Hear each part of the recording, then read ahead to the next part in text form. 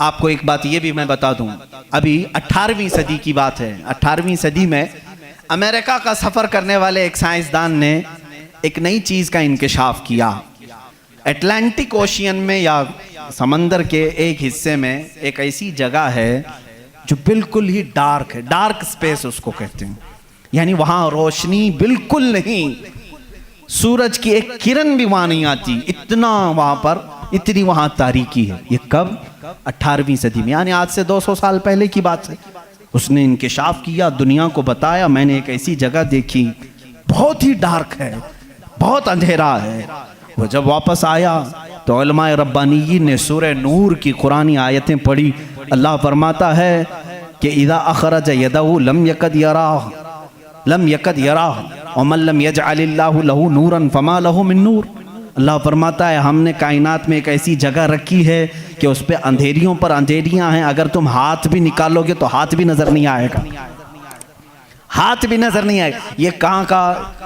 ये इल्मुल बहर जिसको कहते हैं, समंदरों का इल्म रखने वाला, जो पूरी जिंदगी समंदरों की खोज में लगा दिया, वो ला करके बताया। उसने सोचा मैं बहुत बड़ा तीर मारा हूं, लेकिन जब बताया कुरान पढ़ने वालों ने कि ये तो कुरान में है, अल्लाह फरमा रहा है एक डार्क स्पेस है कायनात में जहां तुम हाथ भी निकालोगे तो नहीं नजर आएगा, इतना डार्क है। वो सटपटा गया, परेशान हुआ, मैं इसकी तहकीक करूंगा। ये कुरान में आई कैसे बात? सबसे पहला दुनिया का मैं इंकशाफ करने वाला हूँ, मैं इसको सबको बताने वाला पहला फर्स्ट आदमी मैं हूँ। ये पहले से कहाँ से आ गई कुरान? फिर वही दो बातें मैं बताता हूँ मेरे अजीज़ों। उसको भी यही झटका लगा कि ये कुरान उस ज़माने में नाजिल हुआ जब साइंस का वजूद नहीं था, और उस पर नाजिल हुआ जिसको दुनिया में किसी ने सिखाया नहीं था।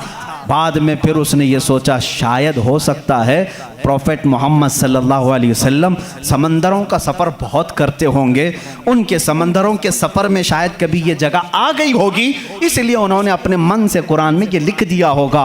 उसने ये नतीजा निकाला। लेकिन दूसरे ही दिन उसे फिर बड़ा झटका ये लगा कि जब सीरत मुस्तफ़ा पढ़ा उसने, अल्लाह अकबर, हुजूर की 63 साला ज़िंदगी में आपने एक मर्तबा भी समंदर का सफ़र किया ही नहीं। ये बहुत बड़ा झटका लगा कि वो मोहम्मद सल्लल्लाहु अलैहि वसल्लम कभी पूरी ज़िंदगी में समंदर का सफ़र किए ही नहीं। मेरे अजीज़ों, इस बात में गलत फहमी में ना आना कि वह समंदरों को नहीं जानते थे। वो मेराज का सफ़र करने वाला रसूल समंदरों को ज़रूर जानता है, लेकिन ये हिकमत इलाही थी कि कभी समंदर के सफ़र करने का इत्तेफाक नहीं हुआ। अब उसे झटके भर झटका ये लगा जो कभी समंदर को गया ही नहीं, वो अगर अटलांटिक ओशियन में मौजूद डार्क स्पेस को बताता है तो जरूर वो अपने पेट से नहीं बता रहा है, वही उसको बताया होगा जिसने डार्क स्पेस बनाया है।